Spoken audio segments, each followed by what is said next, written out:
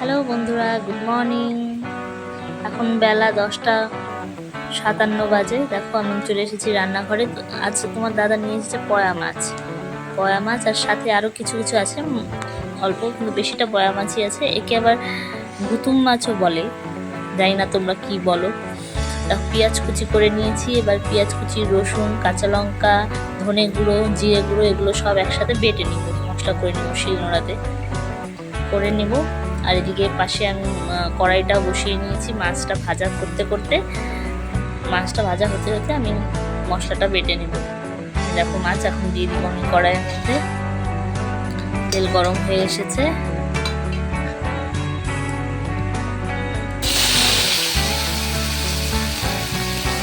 একটু ছড়িয়ে দিতে হবে মাছগুলো, নাহলে আবার ভেঙে যেতে পারে নাড়তে গেলে।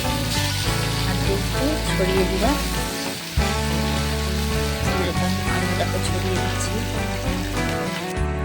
লাল লাল করে ভেজে নিতে হবে। ভেজে নিয়ে তুলে নিলাম। এবার দেখো ফোড়নে দিয়েছি শুকনো লঙ্কা, গোটা জিরে আর পেঁয়াজ কুচি। একটু ভালো করে পেঁয়াজটা ফ্রাই হয়ে গেলে তারপর মশলা বাটাটা দিয়ে দিব, যেটা বেটে রেখেছিলাম। মশলাগুলো দিয়ে দিব। এবার একে একে লবণ, হলুদ গুঁড়ো, লঙ্কা গুঁড়ো ভালো করে দিয়ে কষিয়ে নিব। একটু বাটি ধোয়া জল দিয়ে ভালো করে কষিয়ে নেব। বাটি ধোয়া জল দিয়ে দিলাম, ভালো করে কষিয়ে নেব। নাড়তে হবে, না হলে লেগে যাবে। ভালো করে নাড়তে হবে একটু।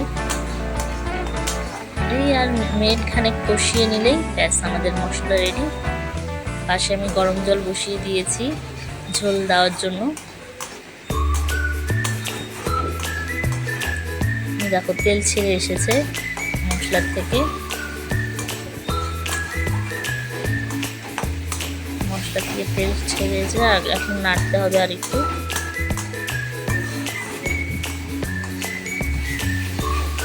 তোমরা করে দেখো, ভালো লাগবে, খেয়ে দেখো। আর একদম ঘরোয়া পদ্ধতিতেই করা, কোনো এক্সট্রা কিছু নেই। আমরা যেভাবে খাই সেভাবেই করেছি, নর্মাল একদম ঘরোয়া পদ্ধতি। দেখো মশলাটা এবার কষে এসেছে অনেকটাই। এবার ফ্লেমটা বাড়িয়ে দেবো। ফ্লেমটা বাড়িয়ে দিয়ে এবার গরম জল, বাটিতে করে গরম জল যে করে রেখেছিলাম আমি, এই গরম জলটা দিয়ে দিব। দিয়ে দিলাম গরম জল।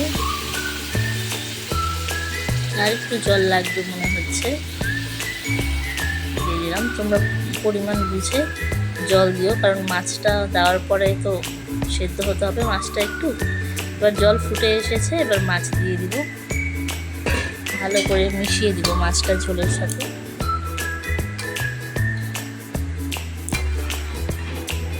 ভালো করে মিশিয়ে দিব। এবার মিনিট 5-6 ফুটতে দিব। মিনিট 5-6 একটু ফুটবে। ফুটে হালকা ঘন ঘন হয়ে আসলে আমরা এই যে ধনে পাতা দিয়ে দিব। আমি এটা শাল ধনে পাতা দিয়েছি, কারণ এই বর্ষাকালে ওই ধনে পাতা যেটা হয়, আসল ধনে পাতা যেটা হয় সেটা পাওয়া যায় না, এটাই পাওয়া যায়। তাই তোমার দাদা এটাই এনেছে। এটাও খুব সুন্দর গন্ধ, এটা খাওয়াও খুব উপকারী, শরীরের পক্ষেও নাকি খাওয়া খুব উপকারী। এর সেন্টও খুব ভালো, তাই তোমার দাদা পছন্দ করে, এটা নিয়ে এসেছে। এই ধনে পাতায় দিয়েছি। আর চাইলে তোমরা ধনে পাতার বদলে গরম মশলার গুঁড়ো বা বেটেও দিতে পারো। এই দেখো ঝোল ঘন হয়ে এসেছে, এবার নামিয়ে ফেলেছি। দেখো এরকমটা হবে, একদম ঘরোয়া পদ্ধতি। খেয়ে দেখো আর কমেন্ট করো আমাকে কেমন লাগে।